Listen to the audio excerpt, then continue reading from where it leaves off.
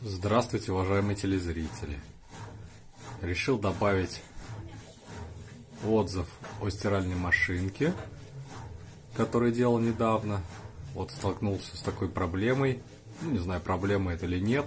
Предыдущая моя машинка, так как у нее не было очень большого ума, стирала и отжимала все подряд. Здесь же мы видим, что два пуховика вызывают у нее чувство дисбаланса.